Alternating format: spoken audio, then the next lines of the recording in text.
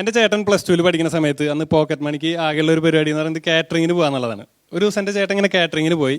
അന്ന് എൻ്റെ വീട്ടിൽ ഇത് അറിഞ്ഞു. അപ്പൻ അവൻ ഒരെണ്ണം കൊടുത്തിട്ട് ചോദിച്ചു, നീ കുടുംബത്തിൻ്റെ പേര് കളയാൻ നടക്കണമെന്ന്.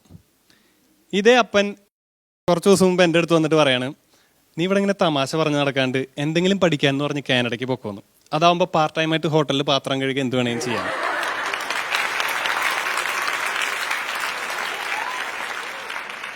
നമ്മുടെ നാട്ടിലൊരു പ്രസ്റ്റീജിയസ് കോഴ്സ് എന്ന് പറയുന്നത് ഏതാണെന്നാണ് നിങ്ങൾക്ക് തോന്നണേ? എൻജിനീയറിങ് അല്ലേ? എന്താ പഠിക്കണത്? എന്താണ്? അറിയാം ഇതൊരു പ്രസ്റ്റീജിയസ് കോഴ്സ് അല്ല എന്നിട്ടൊരു ഉളുപ്പില്ലാണ്ട് പഠിച്ചുകൊണ്ടിരിക്കുകയാണ്. അപ്പോൾ സത്യത്തിൽ ഇന്ന് അങ്ങനത്തെ ഒരു കാര്യത്തിന് ഒരു ചോദ്യം വാലിഡേ അല്ല. എന്തെങ്കിലും പഠിക്കാന്ന് പറഞ്ഞിട്ടാണ് ആൾക്കാർ കാനഡയ്ക്ക് പോയിക്കൊണ്ടിരിക്കുന്നത്. ബേസിക്കലി എനിക്ക് തോന്നുന്നത് ഇവിടെ ഉള്ളതിനേക്കാൾ എന്തോ നല്ലതൊന്നും അവിടെ ഉണ്ട് എന്നൊരു ചിന്തയാണ് നമുക്ക്. അപ്പോൾ കുറ്റം പറയാൻ പറ്റില്ല. ഐശ്വര്യ റായിനെ കെട്ടിയ അഭിഷേക് ബച്ചൻ ആണെങ്കിലും ഹണി റോസിനെ കാണുമ്പോൾ ചിലപ്പോൾ വാവ് എന്ന് പറഞ്ഞേക്കാം. ഇത് നമ്മുടെ ഒരു ബേസിക് സംഭവമാണ്. നമുക്ക് കമ്പാരിസൺ എപ്പോഴും നമ്മളെ കമ്പയർ ചെയ്തുകൊണ്ടിരിക്കും വേറെ ആരെങ്കിലും ആയിട്ട്. നമ്മൾ കമ്പയർ ചെയ്തില്ലെങ്കിൽ നമ്മുടെ കാരണവന്മാർ ചെയ്യും. ഞാൻ സ്കൂളിൽ പഠിക്കുന്ന കാലത്ത് എൻ്റെ അപ്പൻ സ്ഥിരമായിട്ട് ചെയ്തുകൊണ്ടിരുന്നത് അപ്പുറത്തെ വീട്ടിലെ പയ്യൻ്റെ മാർക്ക് ആദ്യം ചോദിക്കുക എന്നുള്ളത്. എന്നെക്കാളും കഷ്ടി പാസോ തോറ്റുകൊണ്ടിരിക്കണ എന്നെക്കാളും എന്തായാലും മാർക്ക് അവനുണ്ടാവും. പക്ഷെ അപ്പനൊരു കാര്യം ചിന്തിച്ചാൽ മതി. അപ്പനൊരു സ്റ്റെപ്പ് ഇറങ്ങി നിന്ന് ചിന്തിച്ചാൽ ഈ ഒരു കമ്പാരിസണിൽ കാര്യമില്ല എന്ന് മനസ്സിലാവാം. സിവിൽ എഞ്ചിനീയറിംഗ് ഡിപ്ലോമ കഴിഞ്ഞ ഒരാളുടെ മകനാണ് ഞാൻ. അവൻ സിവിൽ സർവീസ് കഴിഞ്ഞ ഒരാളുടെ മോനാണ്.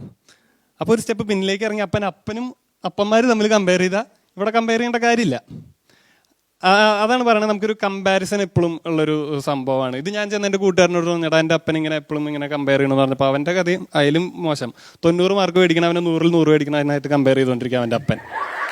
അപ്പോൾ ഞാൻ ആലോചിച്ചു, ഇതിലും ഗതികെട്ട വേറെ എന്താണ് നമ്മുടെ ഈ ലോകത്തുള്ളതെന്ന് ആലോചിച്ചു. പക്ഷേ ഇന്നത്തെ കാലത്ത് അതിനൊരു മറുപടി ഉണ്ട്, വന്ദേ ഭാരത്. നമ്മളെയൊക്കെ കമ്പയർ ചെയ്യുന്നത് അറ്റ്ലീസ്റ്റ് എക്സിസ്റ്റ് ചെയ്യുന്ന ഒരു സാധനമായിട്ടാണ്. വന്ദേ ഭാരതിനെ കമ്പയർ ചെയ്യുന്നത് കേരളയിലായിട്ടാണ്. പണിതിട്ട് പോലും ഇല്ല ഈ സാധനം.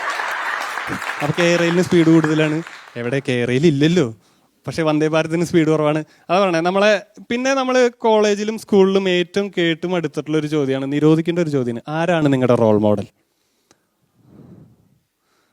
ആരാണ് നിങ്ങളുടെ role model? Second row, first? Actually എനിക്ക് അങ്ങനൊന്നും ഇല്ല. പക്ഷേ ഞങ്ങളുടെ ക്ലാസ്സിൽ ടീച്ചർമാർ സമ്മതിക്കാറില്ല. ആരെങ്കിലും ഒരാൾ റോൾ മോഡൽ വേണമെന്ന് പറയും. ഞാൻ പെട്ടെന്ന് അന്ന് അടുത്ത ആളുടെ അടുത്ത് ആൾക്ക് റോൾ മോഡൽ ഉള്ള പോലെ ഉണ്ട്. എനിക്കും ഇല്ല സത്യത്തിൽ. ഇല്ല അല്ലേ? ഇത് എൻ്റെ അടുത്ത് ക്ലാസ്സിൽ വന്നപ്പോൾ ടീച്ചർ ക്ലാസ്സിൽ കയറി വന്നു. എൻ്റെ കൂട്ടുകാരൻ്റെ അടുത്ത് ചോദിച്ചു, ആരാണ് നിന്റെ റോൾ മോഡൽ? അവനും പറഞ്ഞു, എനിക്ക് അങ്ങനെ പ്രത്യേകിച്ച് റോൾ മോഡലൊന്നും ഇല്ല. അപ്പോൾ ടീച്ചർ പറഞ്ഞു, അങ്ങനെ പറഞ്ഞാൽ പറ്റില്ല, ആരെങ്കിലും ഒരു റോൾ മോഡൽ വേണമെന്ന് പറഞ്ഞു. അപ്പോൾ അവിടുത്തെ വായിക്ക് പറഞ്ഞു ഗാന്ധിജിന്ന്. 2 ദിവസം മുമ്പ് കൂടെ പഠിച്ചവൻ്റെ ഹീറോ പയ്യനെ കട്ടേന് പ്രിൻസിപ്പളുടെ റൂമിൽ കൊണ്ടുപോയി അവൻ ഗാന്ധിജി എന്ന് പറഞ്ഞപ്പോൾ ടീച്ചർക്ക് ഭയങ്കര ആകാംക്ഷയായി. എന്തായിരിക്കും ഇവന് ഗാന്ധിജിയിൽ നിന്ന്? നിനക്ക് എന്താണ് ഗാന്ധിജിയുടെ ഇഷ്ടപ്പെട്ട ഒരു എന്താണ് നിന്റെ ഗാന്ധിജി? 13-ാമത്തെ വയസ്സിൽ പെണ്ണ് കിട്ടിയെന്ന്. അതാണ് അവൻ ഇൻസ്പയർ ചെയ്തത്. ഇത് റോൾ മോഡൽ എന്ന് പറയുന്ന സാധനം നമ്മൾ എപ്പോഴും ഒരാളെ ലക്ഷ്യം വെച്ച് അതുപോലെ ആവാൻ ശ്രമിച്ചാൽ അതിൻ്റെ തൊട്ട് താഴെ നമ്മൾ എത്തുള്ളൂ. ബൈബിളിൽ തന്നെ പറഞ്ഞിട്ട് ഗുരുവിനേക്കാൾ വലിയ ശിഷ്യനൊന്നും ഉണ്ടാവില്ല. അപ്പോൾ ഇതേ സംഭവം തന്നെ. നേരത്തെ വന്ദേ ഭാരതിൻ്റെ അടുത്ത് ആരാവണമെന്ന് വെച്ച് കഴിഞ്ഞാൽ കേരളയിലാവണമെന്ന് പറയും. പക്ഷേ വന്ദേ ഭാരതിന് ഒരിക്കലും കേരളയിലാവാൻ പറ്റില്ല. കേരളയിലില്ല. കഴിഞ്ഞ ദിവസം ഈ വന്ദേ ഭാരത് നോർത്തിൽ എവിടെയോ ഒരു പശുവിനെ ഇടിച്ചു ട്രാക്കിൽ. ഈ പശു ചെന്നിട്ട് മൂത്രമൊഴിക്കായിരുന്നൊരു ചേട്ടൻ്റെ മേത്ത് വീണു. 2 പേരും പോയി. ഈ ഒരൊറ്റ അപകടത്തിൽ നമ്മുടെ നാട്ടിലൊരു പ്രമുഖ രാഷ്ട്രീയ പാർട്ടിയുടെ 3 ആശയങ്ങളാണ് ഇല്ലാണ്ടായത്.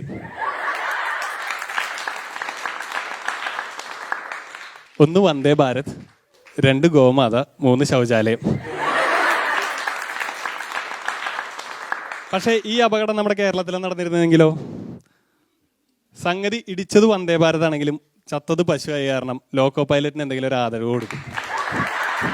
അല്ലെങ്കിൽ ഇതിന് ഒരു ബന്ധമില്ലാത്ത എന്തെങ്കിലും ഒരു സാധനം നമ്മുടെ നാട്ടിൽ നിരോധിക്കും. പശുവിനെ ട്രാക്കിലേക്ക് ആകർഷിച്ച കൊടിയിലെ പച്ചക്കളർ നാളെ മുതൽ നിരോധിച്ചിരിക്കുന്നു. അതിവേഗത്തിൽ പോകുന്നൊരു ബസ് അപകടത്തിൽപ്പെട്ട് എന്തെങ്കിലും സംഭവിച്ചു കഴിഞ്ഞാൽ പിറ്റേ ദിവസം നമ്മുടെ നാട്ടിൽ ബസ്സിലൊട്ടിച്ച മിക്കി മൗസിൻ്റെ സ്റ്റിക്കറാണ് പ്രശ്നം, നാളെ തുടങ്ങി സ്റ്റിക്കർ പാടില്ല എന്ന് പറയും. നമ്മുടെ നാട്ടിൽ അതുപോലെ തന്നെ പ്രസവത്തോടു കൂടി അമ്മയ്ക്ക് എന്തെങ്കിലും സംഭവിച്ചു കഴിഞ്ഞാൽ സർക്കാർ ചിലപ്പോൾ നാളെ തുടങ്ങി പ്രസവം നിർത്തലാക്കും.